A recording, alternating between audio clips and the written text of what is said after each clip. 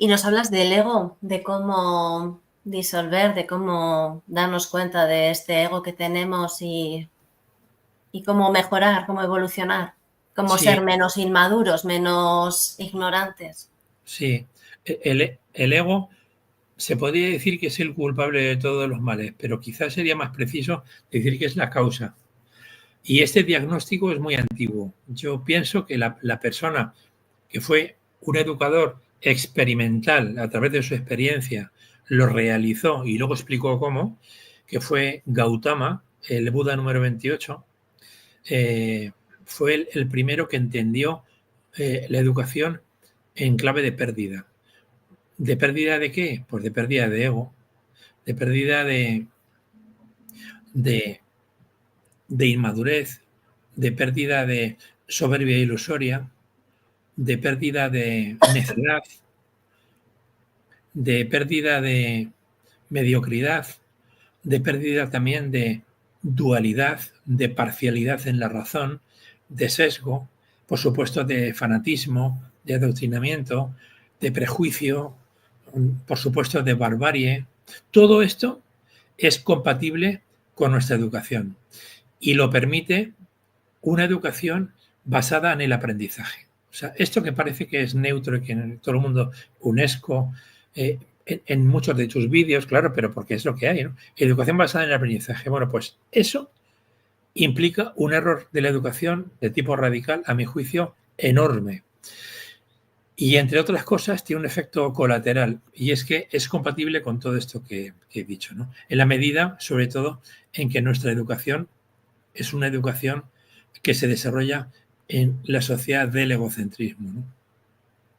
Entonces, la conciencia, principalmente, la conciencia tendría que referirse o dirigirse pues a acciones lúcidas y conscientes, pues claro que sí, pero también sobre todo al propio ego, ¿no?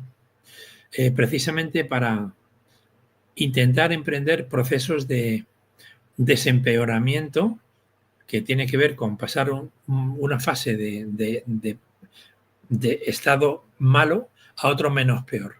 Y luego posteriormente de mejoramiento, de mejora, ¿no?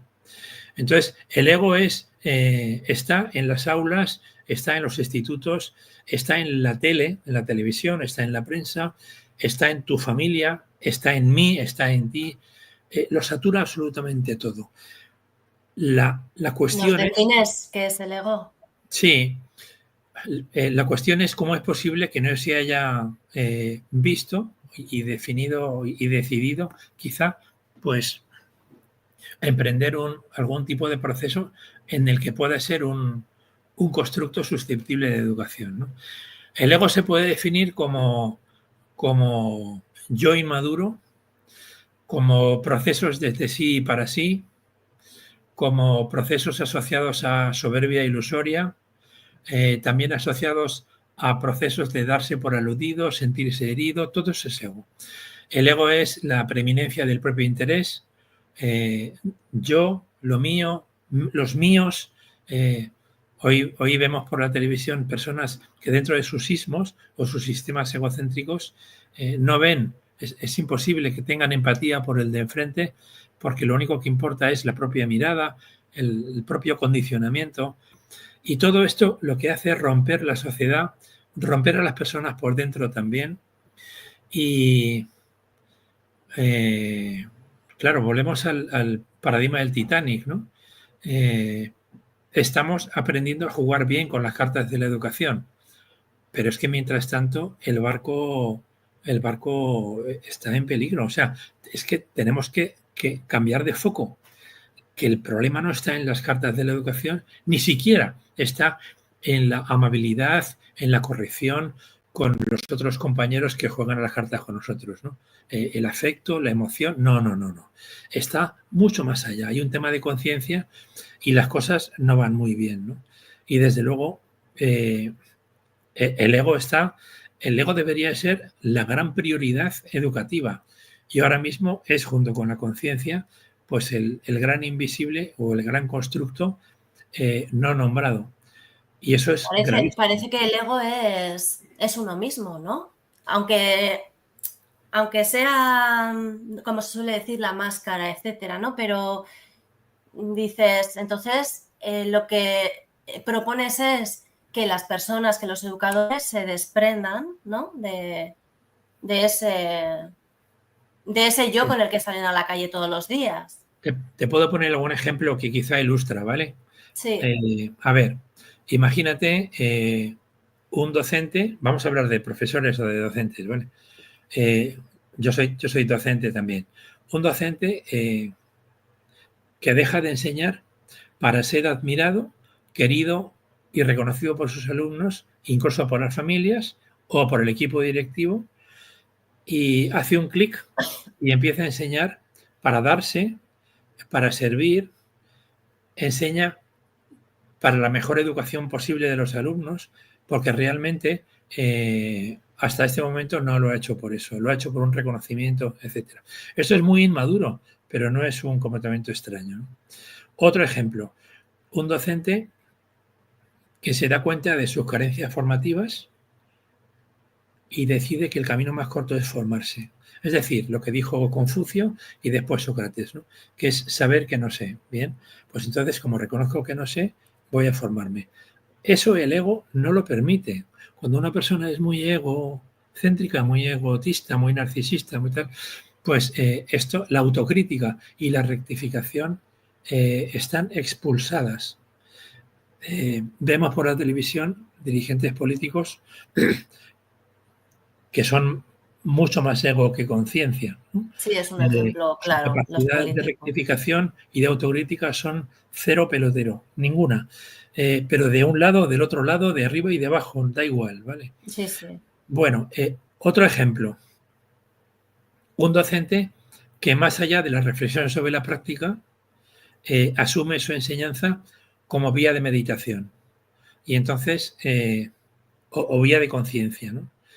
O como forma de meditación. Vamos a ver, es que es muy diferente, es que no tiene nada que ver. O sea, son como escalones que nos llevan un poco más alto en lo que es complejidad de conciencia y en pérdida de ego. Por otra parte, otros ejemplos. El ego también se refracta en la razón, en la tuya, en la mía. Y cuando el ego se refracta en la razón, ¿qué genera? Genera razonamiento dual, parcial, sesgado, fragmentario, sectario, etcétera. Otro ejemplo.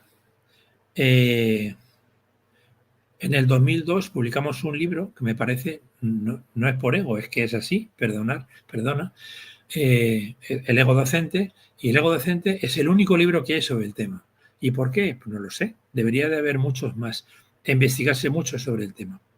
Bueno, pues en ese libro, hombre, después de haber dado como 150 acciones formativas y tal, y haber trabajado un poquito con los docentes en algún momento algo de esto, pues se hizo un checklist sistematizado, organizado, sobre errores que los profesores y las profesoras decían tener y reconocían tener.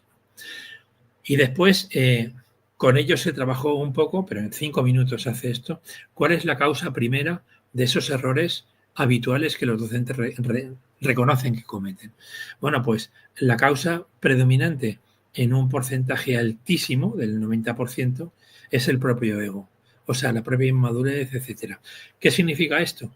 Que la mala práctica docente es un ámbito formativo impresionante, prácticamente inédito en formación de profesorado. ¿Por qué? Porque es de tipo radical.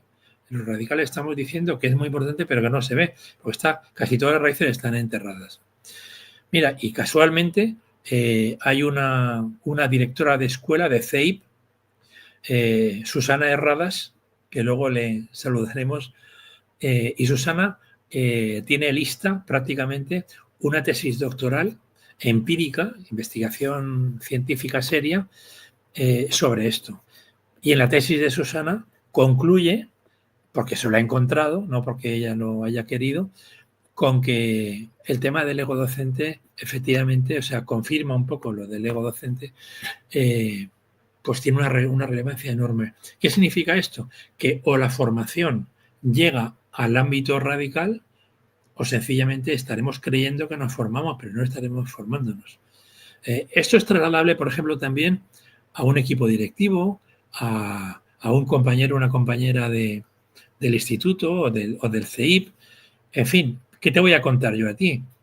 Pero me podrás reconocer posiblemente que mucha gente, el ego de mucha gente canta mucho y que algo tiene que ver con su mala práctica, y desde luego la formación, si quisiera querer tenerla, consistiría en eliminar, en perder, en soltar, no en adquirir ni en acumular, sino justamente en soltar hojas, en soltar en el baño, en perder células muertas. O sea, justo lo contrario de lo que hace nuestra educación, que está basada en el aprendizaje y en la adquisición, ¿no? Eso es. Y a lo mejor a través de esa pérdida, que es el enfoque del Buda Gautama, pues se puede reconocer un diamante que estaba por ahí medio perdido, ¿no? Vale, vale, me ha quedado más claro, sí, espero Menos que... oscuro, digamos menos oscuro, ¿no? Sí, vale. Pero sí es que es muy difícil clarificar, pero sí podemos apuntar un poco. Eso es.